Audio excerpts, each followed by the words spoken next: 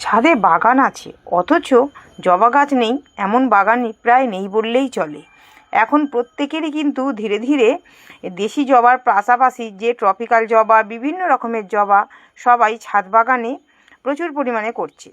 জবা গাছের ফুল যেমন দেখতে সুন্দর লাগে, কিন্তু এর বিভিন্ন রকমের সমস্যাও আছে। যেমন পাতা হলুদ হয়ে ঝরে পড়া, কুঁড়ি ঝরে পড়া, পাতা কুঁকড়ে যাওয়া, ফুল না ফোটা। নার্সারিতে কোনো গাছ যখন দেখব প্রচুর ফুল ফুটছে, বাড়িতে আনার পর ঠিকঠাক করে ফুল হচ্ছে না, এরকম নানা রকম কারণ হতে থাকে। কিন্তু এরপরেও কিন্তু আমরা সকলেই জবা গাছ ভালোবাসি। জবা গাছের আজকে আমার আলোচনার বিষয় হলো জবা গাছের কুঁড়ি কেন ঝরে পড়ে। এর প্রধান এবং অনেকগুলো কারণ আছে। প্রথম কারণ বলি, আমার এই যে কুঁড়িগুলো ঝরে পড়েছে এই কারণটা আমি বুঝতে পেরেছি। সবার কারণ মোটামুটি গাছগুলোকে লক্ষ্য করলেই বুঝতে পারবেন। তো আমি অনেক সময় কি হয়, আমার তো ছাদে প্রচুর গাছ, অনেক সময় কি অন্যান্য কাজ করতে করতে গাছে জল দেবো করে হয়তো দেওয়া হলো না, গাছের মাটি শুকিয়ে গেল, পাতা ঝিমিয়ে গেল।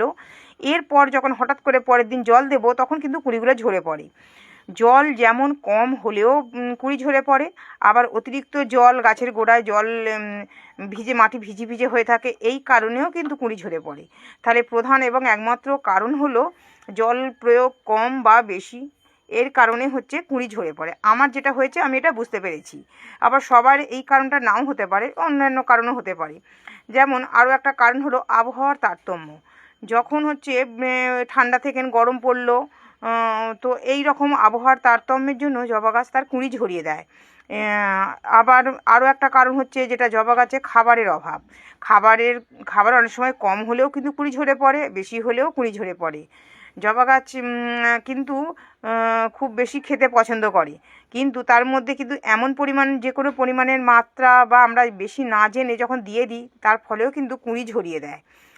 আর আরও একটা কারণ হলো মাইক্রো নিউট্রিয়েন্টের অভাব। জবা গাছে যদি মাসে একবার বা দুবার করে নিয়ম করে যদি আমরা মাইক্রো নিউট্রিয়েন্ট গাছে ঠিকঠাক করে প্রয়োগ করতে পারি, তার ফলে কিন্তু কুঁড়ি ঝরাটা রোধ হয়। যার কাছে যেটা আছে, মোবোমিন, অ্যাগ্রোমিন ম্যাক্স, অ্যাগ্রোমিন গোল্ড, যার কাছে যেটা আছে তারা সেটাই দিতে পারো। আচ্ছা, আরও একটা কারণ হলো জবা গাছে সব কিছু ঠিকঠাক আছে কিন্তু তারপরেও কেন কুঁড়ি ঝরে পড়ে। অনেক সময় আমরা গাছগুলোকে লক্ষ্য করে দেখতে পাই যে অনেক সময় মিলিবাগের আক্রমণ বা বিভিন্ন পোকার আক্রমণ, পিঁপড়ে বা ছোটো সাদামাছি, এইসব বিভিন্ন রকম পোকার আক্রমণ থেকে কিন্তু কুঁড়ি ঝরিয়ে দেয়। এর জন্য আমরা ঘরোয়া পদ্ধতিতে শ্যাম্পু জল বা সার্ফ জল গাছে স্প্রে করলে কিন্তু এর হাত থেকে, এই পোকার মাকড়ের হাত থেকে আমরা গাছকে রক্ষা করতে পারি। এছাড়া বিভিন্ন রকম ছত্রাকের আক্রমণেও কিন্তু গাছের কুঁড়ি ঝরে পড়ে। এর জন্য কি ওই সার্ফ বা ব্যাবিস্টিন, যে কোনো একটা ফাঙ্গিসাইড আমরা গাছে যদি নিয়ম করে মাসে একবার করে স্প্রে করে দিই, তাহলে এই সবের হাত থেকে রক্ষা পাওয়া যায়। আজকে প্রধানত এটা নিয়েই আলোচনা করলাম, কুঁড়ি ঝরার প্রধান কয়েকটি কারণ।